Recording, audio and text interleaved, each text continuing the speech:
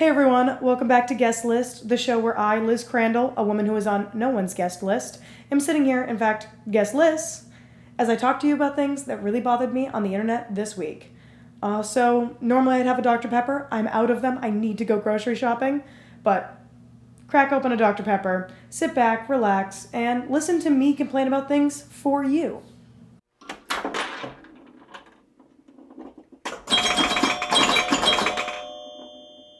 Okay, hey everybody. I'm Liz, as we've covered already thus far. I know I'm dressed like a pirate today. I'm trying out the new headscarf thing, and by trying out, I mean I've done this for like 3 summers in a row, and it's whenever my roots start looking bad and grown in. So I have that going for me today. I have a few less topics than I normally would have because I want to expand upon some ideas that I'm talking about today. Not all going to be super lighthearted, less funny topics, more like social commentary style stuff today.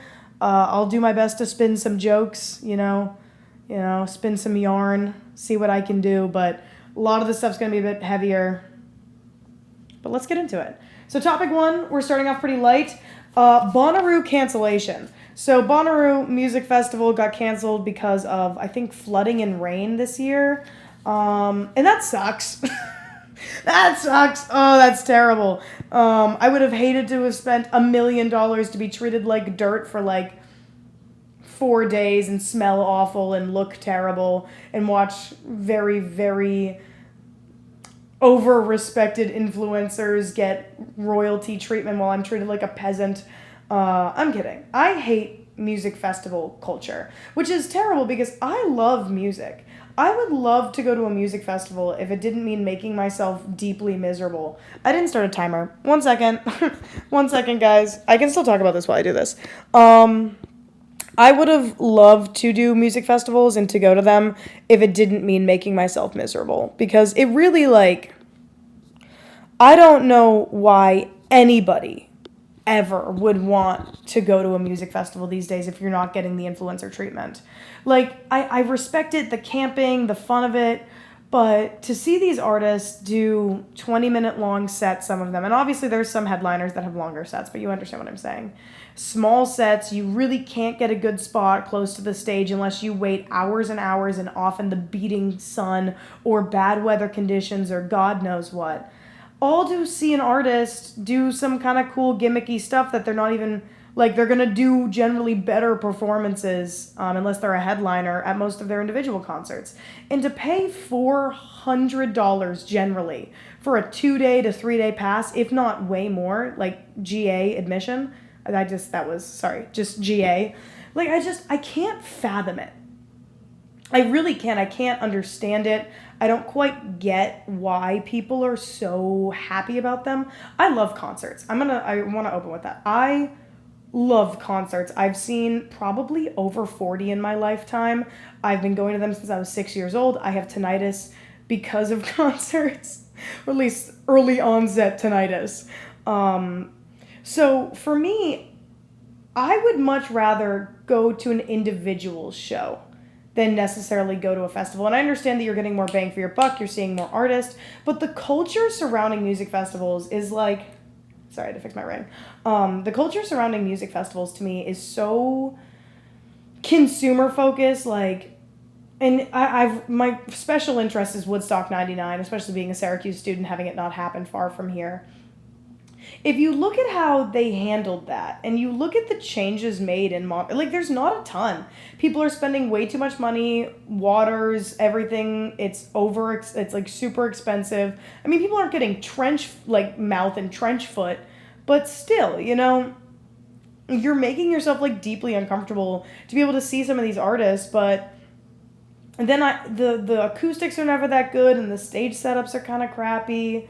And I get it, I understand it, but originally festivals were kind of this way to bring in huge headliners and then also introduce you to a lot of these smaller acts. But then you look, and these smaller acts are never really doing well attendance-wise, or God forbid they're TikTok popular, so they're one song that blew up, they garner an audience for, and other than that, nobody cares.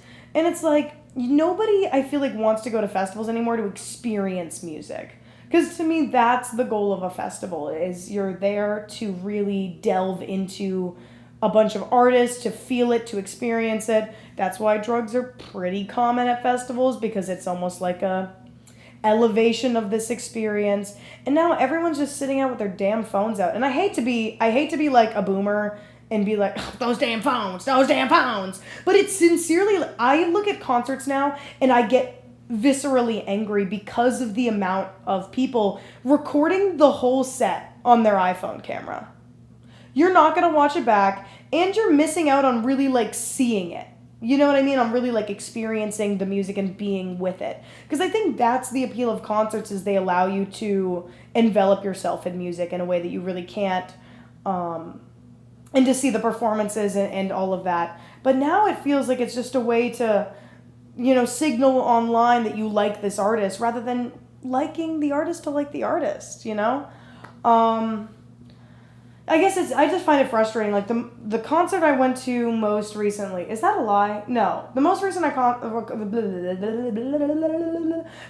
concert I went to was Gregory Alan Isakov in North Carolina with the Greensboro,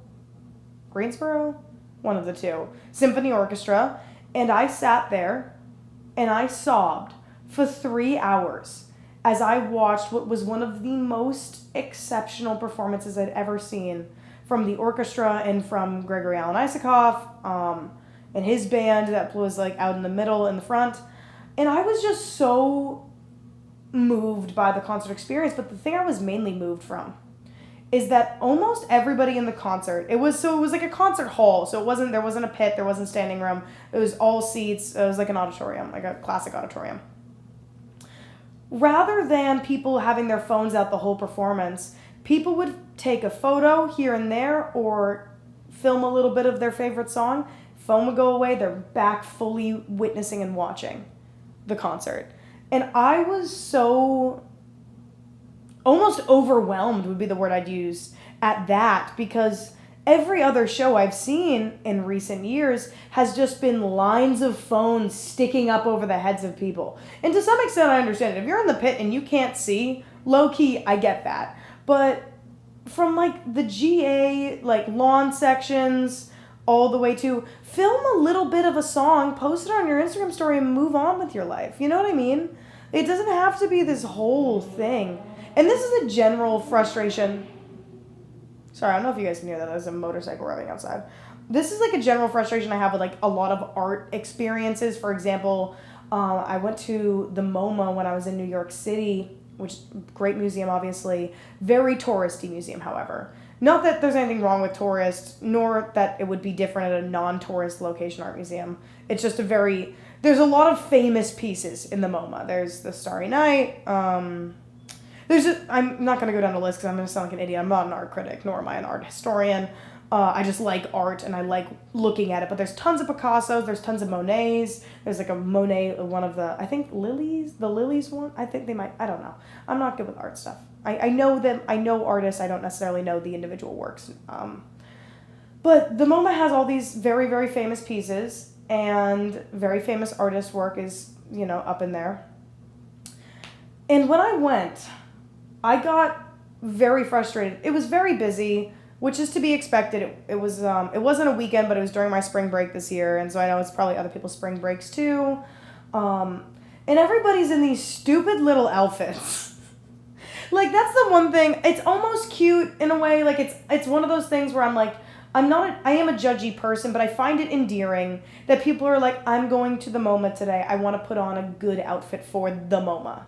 And it doesn't, like, I saw this woman with, like, a neck scarf on it, still had the tag on it. I was like, that's cute. She wanted to, be one with the experience. However, what I didn't like is that those same people who have gone and put on their best art museum MoMA outfit are then taking Instagram photos throughout the whole exhibit and taking photos in front of these very famous pieces. And instead of, taking a photo and then taking a second to really admire the work in front of them, they took the photo and then they looked at their phone and then they put their phone in their pocket and they left. And that bugged me in a way that I can't really even get out in words, because to me, you have this incredible luxury of going to an art museum. What an incredibly enriching experience. And rather than taking the time, and I don't care if you take Instagram photos, whatever, when you're at an art museum. I just think that when that's your entire goal is to get that Pinterest worthy flick, and you don't take a second to really soak in the luxury around you, because that's what I mean. Art museums are a luxury. They're a time capsule of art and culture in a way. And art as like a general, not obviously, it's just paintings and sculpture and whatnot. You know what I mean? Art is like a cultural phenomenon.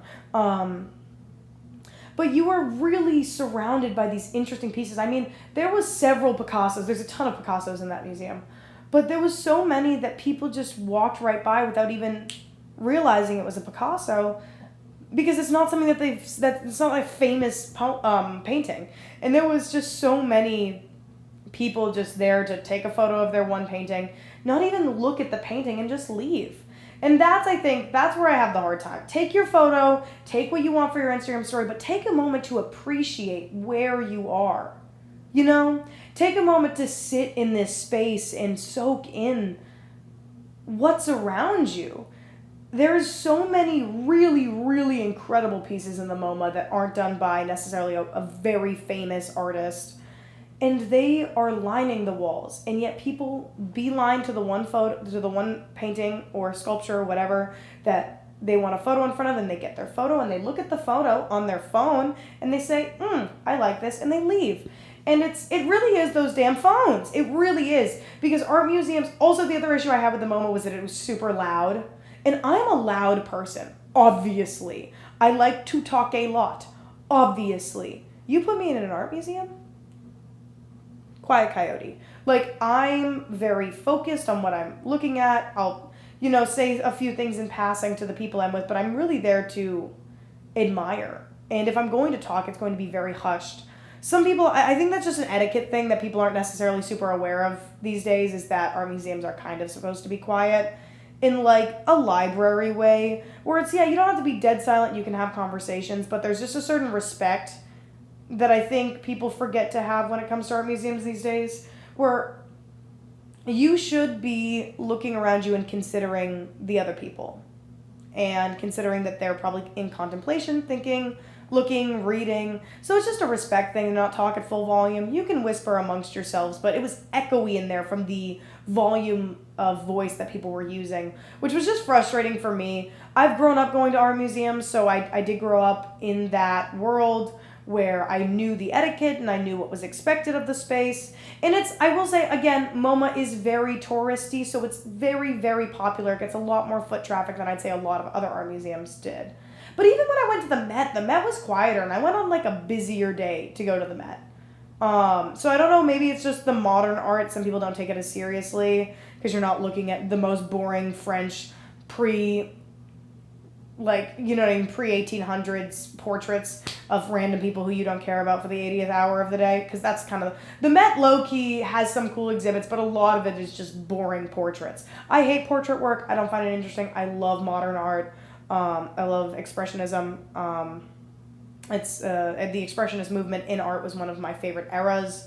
I think it's really cool, and I'm a big fan of modern art in that way. So I guess the Met probably just didn't speak to me, but it was quieter there. When I went to the art museum that's in DC on the mall, it was quieter there. When you go to the MFA in Boston, it's quieter there. So I just think the MoMA, people have, I think because it doesn't look as fancy, because that's really the difference. The MoMA is really like, it's a more modern building, where the Met and all the other places I just described to you are much fancier in the architecture style of the building. So I think that might play a part in it. I don't know. It was just frustrating. And it really does come back to my point with concerts now, where people... I don't care if you take your phone out for your favorite chorus of your favorite song, or if they had a cool costume change on stage. Take your phone out for that, video it. Cool. But take the rest of the time to say, okay, it's uploaded to my Instagram story. Let me love this show. Let me really look at what's in front of me, not look through a different screen at what's in front of me. And it sucks. I'm sorry for the Bonnaroo enthusiasts that got their festival canceled. However, I don't even know what to say. It's tough. You can't like move the dates because so many of those artists are actively touring, so they took a weekend out of their tour to go do the festival. It's tough. There's not a ton you can do there. But it sucks. All right, moving on. What are we at now? Oh, okay, I'm killing it. Next card. Sabrina Carpenter's new album cover discourse. And an extension of that, it's not that deep culture. I think the most important thing when discussing this is why people are mad. Not necessarily if they have a right to be mad or not. But it's interesting because I see a lot of arguments about this. So I'm going to give some context here. Sabrina Carpenter, pop artist, got super popular this past year. She's releasing a new album, I think mid-August, and the cover of the album that's been released thus far is a photo of her on her knees, kind of leaning into this male figure who I think is either holding her chin or like a collar. And the album is supposed to be dubbed Man's Best Friend, which as we know would refer to a dog. I personally do not care at all about this. Pop music generally has never been that deep. However, that doesn't mean anyone's arguments about this album cover do not exist, because to me personally, they are not that deep. This is an issue I have with the world at large.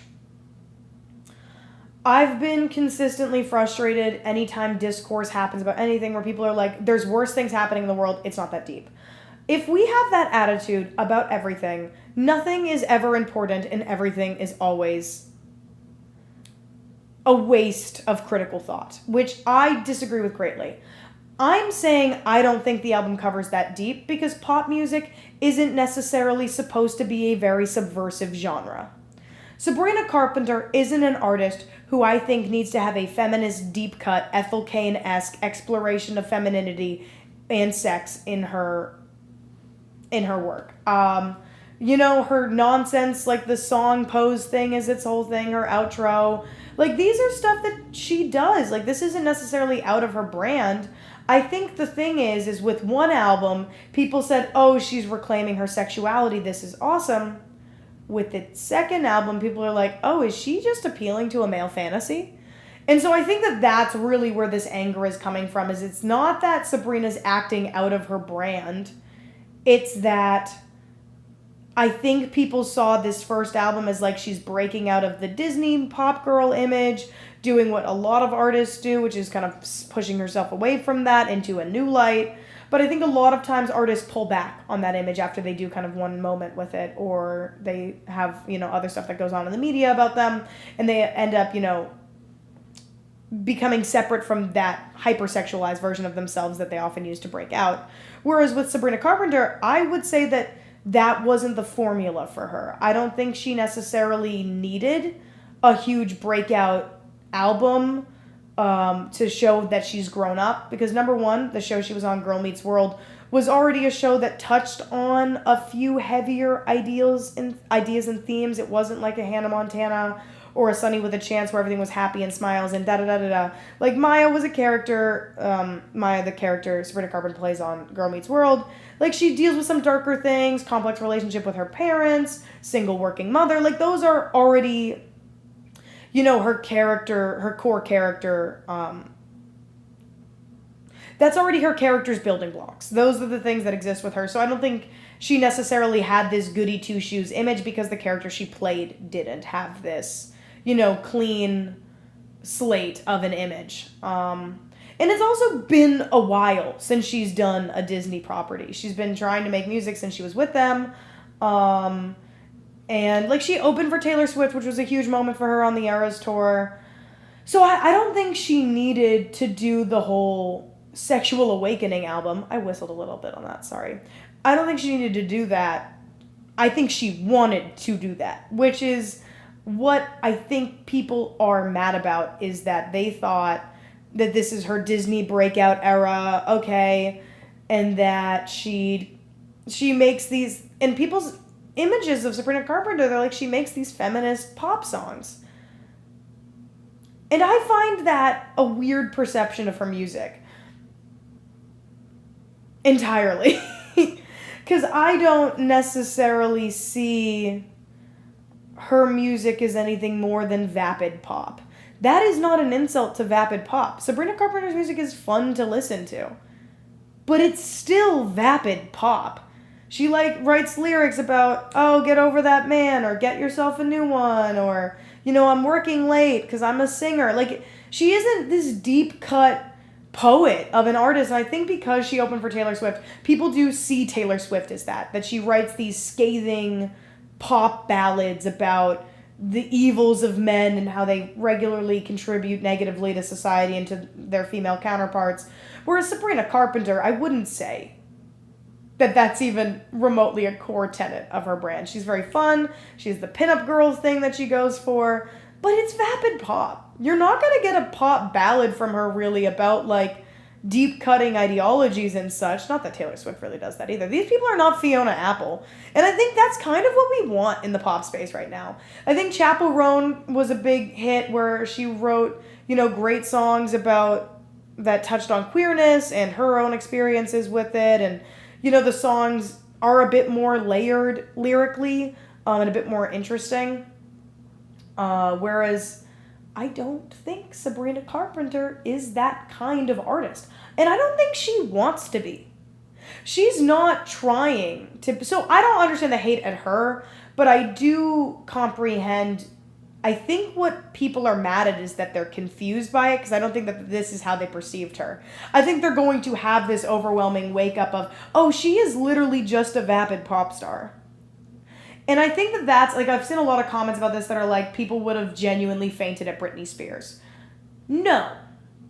Because people knew what Britney Spears was when she wasn't. That's the thing, is that people, I think, expected Sabrina Carpenter, and I think this is Please, Please, Please's fault entirely. Because Please, Please, Please is an interesting song, lyrically, that kind of touches a very, I think, shared experience for a lot of women, specifically in the U.S. right now, which is that being cheated on, being broken up with, it, especially for women in the public eye who now definitely have a more sense of autonomy and agency than they used to in Hollywood and the media. It's almost embarrassing when you're known as this beautiful woman who's very talented, and then these bad things still happen to you. So it was an interesting song given the time. Obviously, her ex-boyfriend being in the music video made that all interesting, and I think people saw that as far more feminist than it was intended to be. Which is what the issue I think we are encountering is. I think people saw Sabrina Carpenter as somebody who is a feminist in their core brand. I've never perceived her that way. I don't think that that's a bad thing necessarily. I don't think you have to write power pop ballads about the genuine evils that women face on a day-to-day basis to be a good musical artist. That is not a necessity of the pop genre. So people's frustration with this, I understand it. However, I do think expecting that of this artist was it was ridiculous. It's ridiculous to expect that of her. It doesn't really make sense. It's not her core brand. And people's assumptions of who Sabrina is vastly different than what she has ideas for herself as an artist. And that sucks. I personally don't like the album cover. I agree with a lot of the discourse that's she is degrading herself. But if that's what she wants to do, I'm sure that's what she wants to do. What I'd really hate is if we get some sort of weird PR strategy out of this where she changes up what she had for this album and now is doing this feminist thing. Because I think it's going to miss the mark. It's going to feel like Katy Perry's recent album release where it's yeah, I understand that you're trying to appeal to what seems very marketable right now, which is feminism and singing for women kind of thing.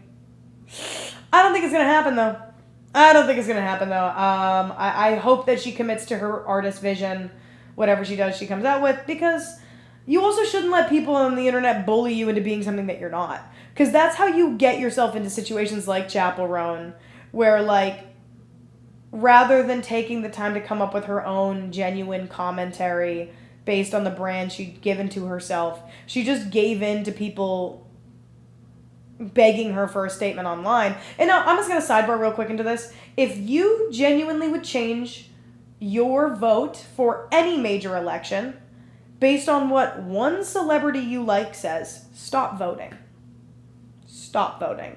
That is such an issue I have. Now, on the other hand, I'm not saying that artists and celebrities and influencers don't have purpose, that they shouldn't speak up. All that I am saying is, if that someone makes a statement and you don't like the statement, they do not owe you a second statement.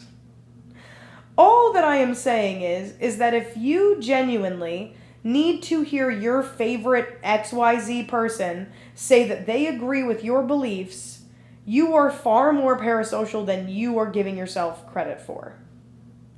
You can argue with a wall on this one. I think it's important that people that build their core brand around speaking out and around being loud about social injustices, it's important that they maintain that image. However, if you, the audience member, see their comment or whatever it is that they've said, and you change your own opinions based on that, / you feel any sense of gratification from the fact that this famous person that you like agrees with you, you need a little bit of help. You do. It is parasocial in nature to think that way about people, but more than that, and really more than that I want to touch on here, is that you just want to feel correct.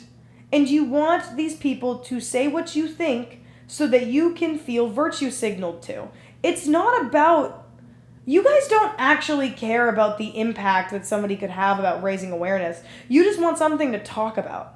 You really do. You don't want to actually delve into the importance of these conversations, the importance of what advocacy for Palestine and Palestinians looks like right now, and what this actually looks like. You want to talk online and virtue signal about discourse that completely distracts from the actual issues occurring across the globe. And I'm saying across the globe very vaguely in this sense because this is something that happens quite consistently, whether, it was Chappell Roan saying, and for that matter, Palestine, which is bad, by the way. It is bad. You could have said the genocide happening to the Palestinian people. You could have said the conflict. You know what I mean? Even if she said the conflict in Palestine, it would have just been better than, and furthermore, Palestine. But I'm not these people's friggin' PR person, so whatever. I'm not in control of this. I just personally would have given a bit more context rather than just stating it because it's never going to look good. But people aren't necessarily running things through a team before they're putting it out. What have you, whatever. Rather than actually talking about what to do with these things, I think the internet has caused us to kind of live in this vicious cycle where it's like, oh, well, my internet favorite didn't say anything about this thing that I care a lot about, and thus that means they must not care about it, and that means that they're a bad person because I don't talk to people. It's very parasocial. You can be mad that a person did not speak out about something, but then be mad about it and stop talking. Be mad about it, but then advocate on your own time. Be mad about it and then do your own work in that space. Do your own civic duty. Go vote. Advocate for candidates you like in different offices. Pay attention to your local elections. Pay attention to companies that are sending money to some of these places, and I'm not going to go any further, but you understand what I'm saying. Pay attention to that stuff and do your own work. You cannot expect celebrities and influencers and singers and musicians and artists and actors to do the work for you. I understand they have more access to resources and thus they should. I understand that. But it is so lazy to be like, well, and I think that's part of it is like people think that they're doing something good for the world by speaking out about a person not speaking out rather than speaking out about the thing that they're mad at the person for not speaking out about. I think that makes people more prone, that prone wasn't the right word. I think that makes people more enveloped in this ideology where it's like, oh, I want to talk about this injustice that's occurring, but they're not talking about it. So rather than me talking about the injustice that's occurring, I'm going to get mad at them for not using their platform when I could build my own by talking about the injustices. It's just counterintuitive to me. If you're mad that a person didn't speak up about something that's happening, be mad at them, go to their comments, say, yo, what are your thoughts on X, Y, and Z? If they don't respond, try to talk about it. Go to your local community. Be involved in your local community. Like, don't do this back and forth logic of, well, I'm doing good because I'm mad at Brittany Broski for not talking about this thing. It's like, no, you're not doing anybody any favors by making a video, a think piece about your favorite influencer not talking about something. You're not helping the cause that you claim to care about. You're just wanting to get involved through means that don't make sense and don't actually benefit anybody that's in trouble or that needs help or that needs support or, their voice is bolstered. So I've said my piece on that. Sabrina Carpenter, my message to you is do what you want, I guess. Just also consider that nothing you do exists in a vacuum. And perhaps this wasn't the best time to consider dropping this, or, if this whole thing is going to be some subversive, interesting take on feminism, cool. I don't think it is. I really don't think it is. I think you guys just expect too much of people that never, ever claimed to have been deserving of that expectation. But whatever. This brings us into our next topic, though. And so I'm going to get really serious. I'm already in... Oh, we're 30 minutes into this. I'm already in a pretty serious mood because I'm not necessarily feeling super jokey today, but I'm going to talk about something that's genuinely frustrating, and it comes down to this TikTok account called The Flawed Villain. I think Flawed Villain is the name of her account. This is more dating content.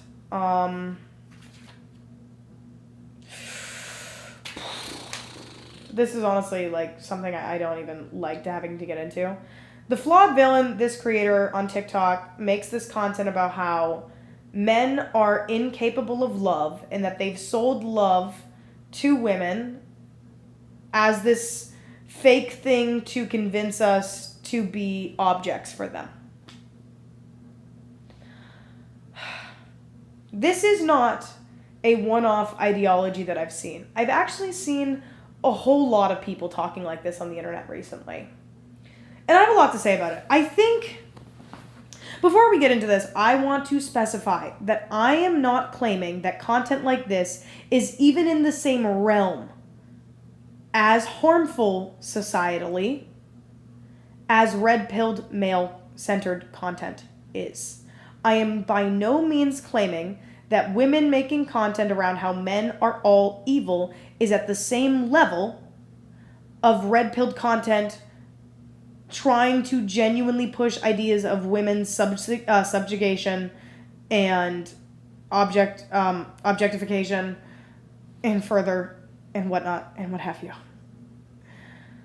All that I am saying is that this content is both harmful to women and does indeed reinforce the patriarchy. What do I mean by that? So the Flawed Villain, she makes these videos. I think she was I think she worked as a dancer, perhaps also maybe escorting. I'm not quite sure. I should have delved into a little bit more, but I honestly was feeling myself get nauseous watching her videos. And the idea she pushes is generally that men are incapable of love and they refuse to see you as a human being. And that not only do they refuse to see you as a human being, but they are mentally and physically incapable of seeing women as real people. Now, I'm going to say a few things. If this is the type of content you agree with, I genuinely implore you to seek out platonic male friendships in your life. Because truthfully, having just my accolades here, and the reason I feel qualified to talk about this, I was in an abusive relationship, and I have a lot of male friends. If it was not for my male friends, my deeply platonic male friendships, if I had watched those videos coming out of my abusive relationship, I think I would have potentially walked away agreeing with the content creator. I think that maybe because I was already in such a state of vulnerability that I would have seen her content and said, I completely agree. This is all of them. My experience is not a singularity. This is the majority of men's behaviors and feelings. And I think I would have been worse for it. However, I'm deeply thankful because the group I've surrounded myself with, specifically the men that I have in my life, are emotional, vulnerable, and exceptional people. They are capable of conversation in like a real, genuine way. They are critically thinking. They are actively engaging with positive spaces that are good for them. They are they're digesting their masculinity in a non-toxic way, and they're experiencing that positively, and they're learning how to work through life, and they understand that a lot of men are bad. And if I didn't have men in my life like them, like my friends, then I think I too would have been susceptible to this line of thought. However, the point that I'm going to pose to you now is that these ideologies are the counterpart of red-pilled content. Red-pilled content is incredibly harmful to women and to men. It is very dangerous. The control it has over young men and young boys in this country and across the world is highly dangerous, because what women experience and what misogyny does is deeply harmful in a way that misandry really can't, because there's no systems in place for it to continue. Misandry can really only happen on a personal level and not systematically, which is how misogyny works and why feminism exists. However, treating men as also subhuman because they are incapable of controlling anger, violence, and lust is a system and thought of the patriarchy itself. So reinforcing these ideologies by saying all men can't control their lust, all men are evil and trying to hurt you and trying to objectify you is dangerous, because it does not counter the patriarchy in any way. It does not, in the slightest, remove men.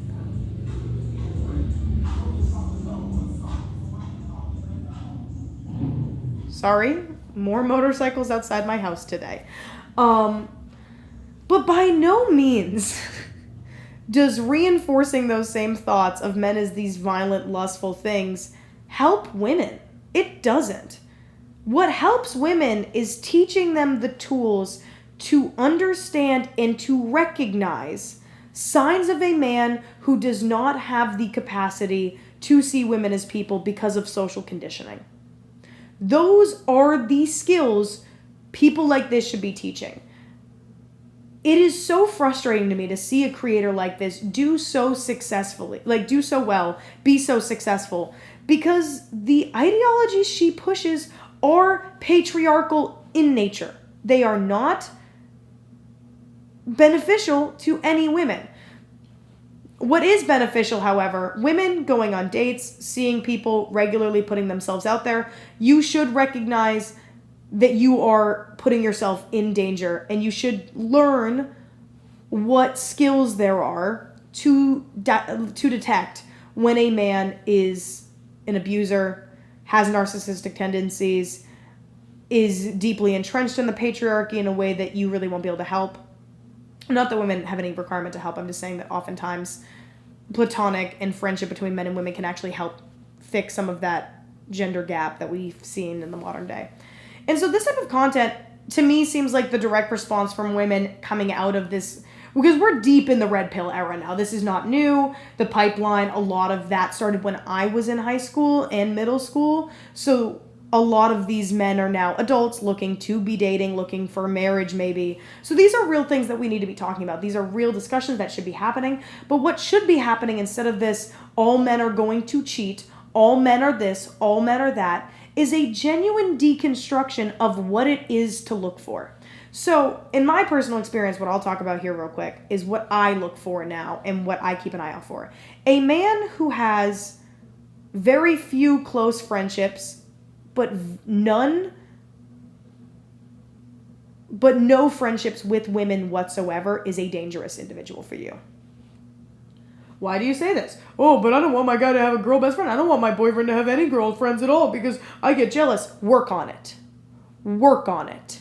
If you get jealous because a man that you're dating is seeing other women, like, friendly, work on it. Work on yourself. That is the issue I think that we're having problems with and why this gender bias is. People are so prone to toxicity, I think, as a result of social media and what they see online, that we forget ourselves and we forget that we're all really just people doing this for the first time. So get offline and be communicative. If the person you are seeing is not communicative in the way you are, stop talking to them.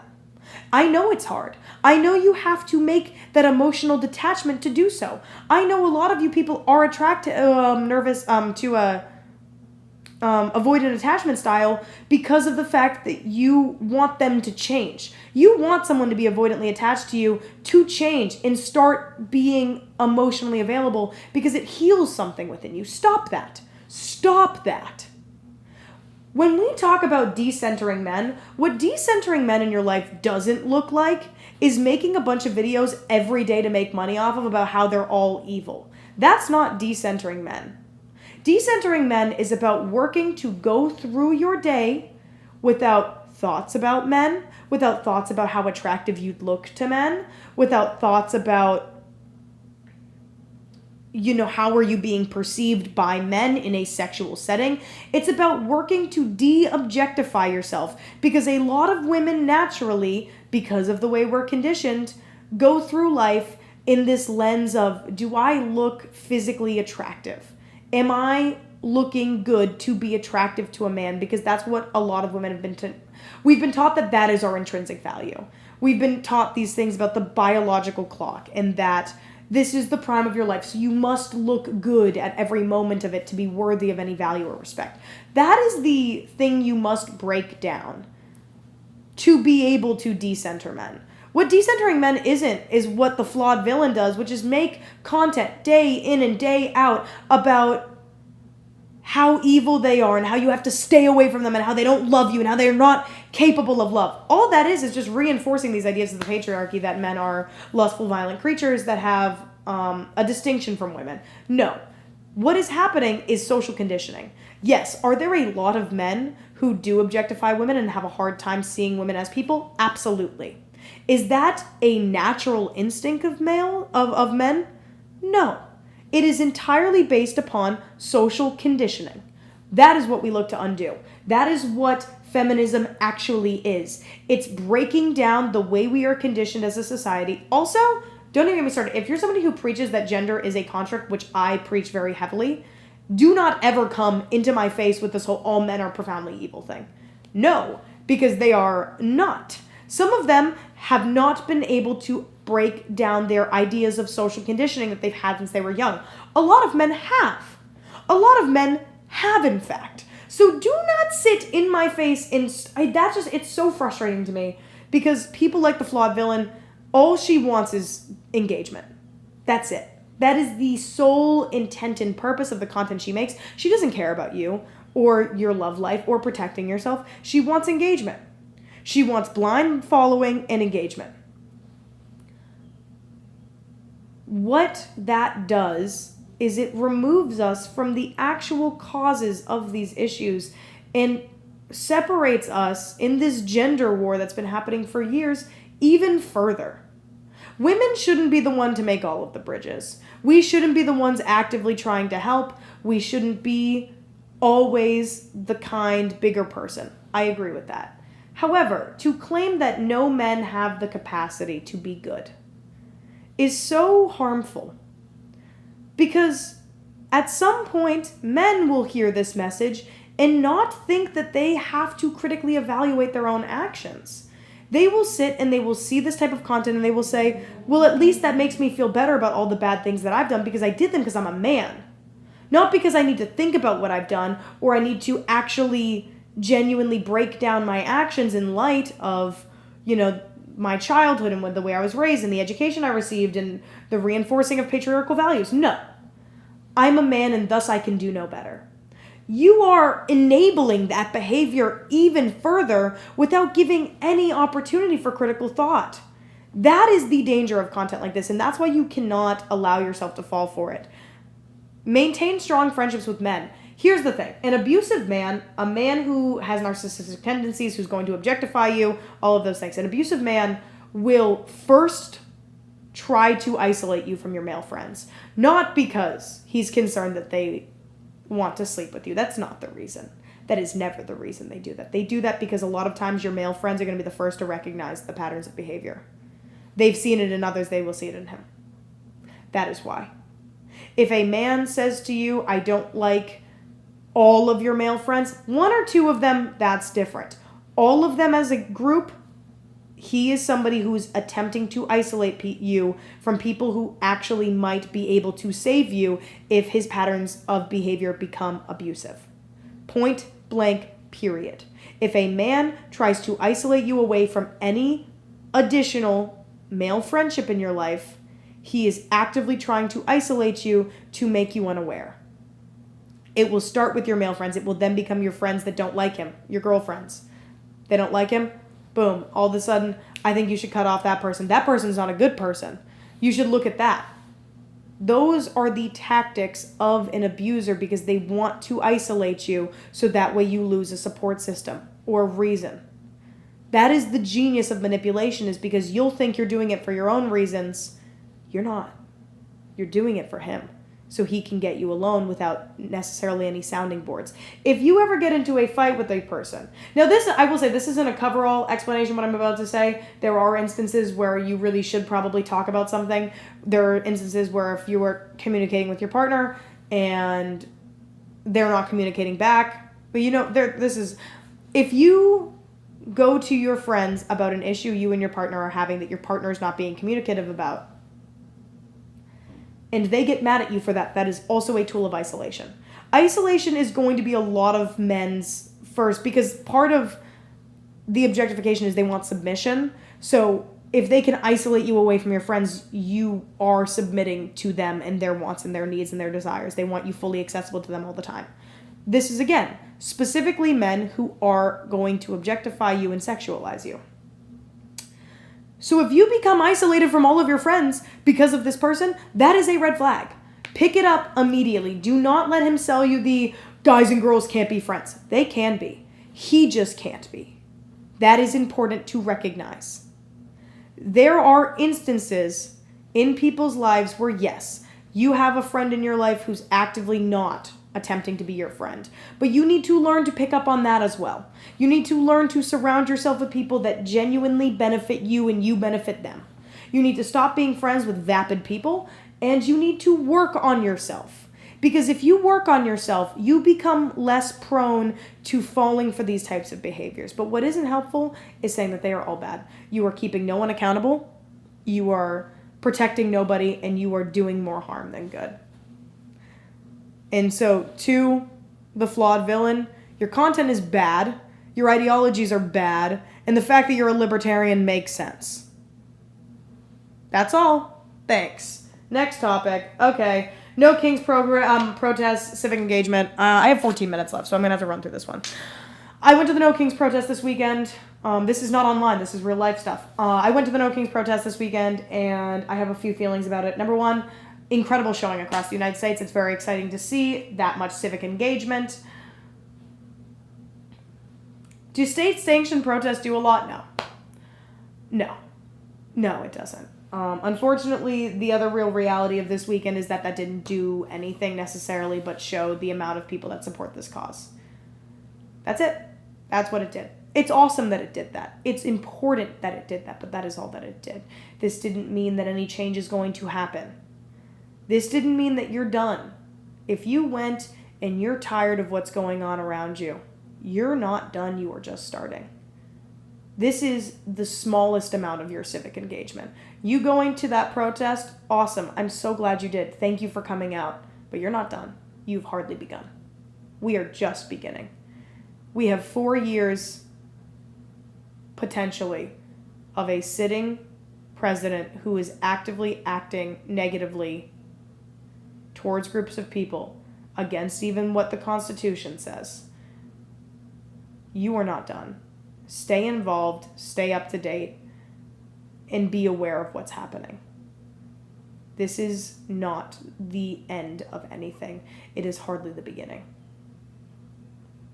That is the furthest I'll speak about this. You don't get to do a one and you're done. That's not, I know a lot of people will go to this stuff because they don't want to be, in 40 years when everything's gone terribly and, you're looking back on this period of, civil unrest and you're like, oh, I was at protests. It's not, you don't get to one and you're done it. You don't get to say, I was at the No Kings protest. No. You stay involved. You stay up to date. Because that's actually how change happens, is you go to something like that, you meet new people, you network with, grassroots organizations that are actively fighting against these fascist leaders, and you work in your own communities. Everyone's communities have to work together. And that's what we saw, and that was beautiful, but it's budding. It is not flowered. It is not even pollinated, hardly. It is budding. Stay involved. Stay up to date. Keep reading. Keep educating yourself. Do not let yourself get exhausted. If you need a break, take a day break, take a 2-day break, take a 3-day break, but keep up to date. That's how change happens. That's how it's inspired. That is the furthest I'll say on that. I got 11 minutes left. Okay, switching topics. We're going to bring back fun again. Phone a friend. This week we have my friend Riley, who had a complaint about the internet, is that you can see what people like on Instagram Reels. This is another reason TikTok is superior to Instagram Reels. My friend Riley said that the ex-boyfriend of her roommate has some of the funniest liked videos that she's ever seen, including my personal favorite, which she texted to me, which was a video over Fortnite gameplay that said, "They call it ego. I call it knowing my worth." Repost on TikTok I'm with all day long. You get to repost it. It shows, what your interests are, what you're talking about, what you're interested in, what your feed looks like. That's cool. It's honestly like a really fun way. I love seeing what my friends repost. I love my own repost. Really cool tool. The liked feature on Instagram Reels, however, on the other hand, is evil. It is evil. Notably funny also, because if I saw, a man I had dated liking that kind of thing over Fortnite gameplay, it's laughable. You guys have to also, that's the other thing I think with social media and Reels and short form vertical video in particular, is that, people forget what is embarrassing. And I'm not saying that corny is bad and we should have nonchalant culture. I'm not with that. I think trying and doing all those things is wonderful. But what I do think is that when you're liking videos with relationship commentary over top of Fortnite gameplay on probably an NLE Choppa song, perhaps we've lost the plot. Perhaps we have gone too far. Maybe even we're embarrassing ourselves. Let's bring back that thought. You're embarrassing yourself. A little bit. I'm not saying that it's evil and diabolical. I'm just saying it's not the best look in the world to have gotten out of a relationship with somebody and been liking what I'm sure a 13-year-old created and went, "This is hard." So Instagram Reels, let's not have that as a tool anymore. I feel like that's a given. Let's get rid of that one. Get rid of it. Push it away. Okay. And last segment of the day, because this was honestly kind of a hard video more for me to talk about a lot of this stuff because it's not fun and that's not lighthearted. This is probably not your favorite episode that you've listened to me on for, but, wait, no, I had another phone a friend. Okay, wait, we have fun from Camille. Dudes who wear the Boston sandals. Boo. Corny. I'm kidding. I hate indie fashion guys low-key a little bit. A little bit, a lot of it. If a dude's I have Pinterest, I'm like, oh. And that's not me saying that men shouldn't enjoy feminine hobbies. And I would say, I don't think style is a feminine hobby, but I would say Pinterest is an app. It's a feminine thing. What I'm saying is that a lot of these guys are kind of copy-paste in the sense that they don't have a lot of their own personal, style decided. And that's tough. Because you see, that was when I was in New York City for this past semester, every time I went thrifting, which was quite often, as we talked about, the guys that would be in these places, they all have the same outfit on. They had some sort of sharp pointed to, whether a cowboy boot or a Chelsea boot, maybe a nicer, medium dress shoe, pointed shoe, a baggy-esque pant with a fitted low waist. I know all men's pants are low waist for the most part, but you understand what I'm saying. Like a jean, like a starched jean. Maybe they were cuffed at the ankle. Maybe they weren't, but they were like the right amount of baggy. Didn't hang down below the heel. And then they would have on some sort of white, plain, basic colored t-shirt, a nicer jacket, maybe leather, generally leather, maybe a varsity jacket sometimes, maybe even like a bomber jacket if you were feeling fancy, and some sort of baseball cap or, a hat of sorts. And then a belt with a bigger buckle, generally. And that was the outfit I saw on like 90% of dudes. And then the second it got warm out, those same guys were out. Baggy jeans, Bostons, nicer t-shirt. And it's just like, it's tough with, and I know women also can look copy and paste in fashion, so this isn't a uniquely male thing. What I'm saying is that I sometimes find it a little bit more frustrating because a lot of those guys are doing it entirely because they want to be perceived as indie and cool from women. And so that's not necessarily a style that they've accumulated on their own. They just know that it's popular and thus go with it. But that can be said about both genders and styles, so I'm not going to say anything. But yeah, I hate it. I really hate it. I also, me personally, I'm not like attracted to a guy who's that into fashion like that. I wouldn't. Maybe because I'm not that good with fashion myself, so it's something I feel like I'd be bested in that department, but okay. Anyways, moving forward. Next one, favorite video of the week for the last segment of the day, Burleezy's Dora roast. Burleezy is an older creator, if you guys aren't familiar, from kind of like the glory days of 2010's YouTube. And he used to do these videos where he'd do commentary on the soundtracks to, not the soundtracks, where he'd do like the intros to children's TV shows. He would roast them. And I rewatch this video once a month. It brings me so much joy. My favorite line in it is, "Boots, I gotta roast you." I don't know what it is. I love Burleezy. Anyways, yeah, so that's the podcast today. I probably went a little bit over, I think, but I love you guys. I'll talk to you soon, and next episode I'll hope that my feed gives me more like funny things to be invested in and not like genuine things that I have to break down in my own mind. Love y'all. Bye.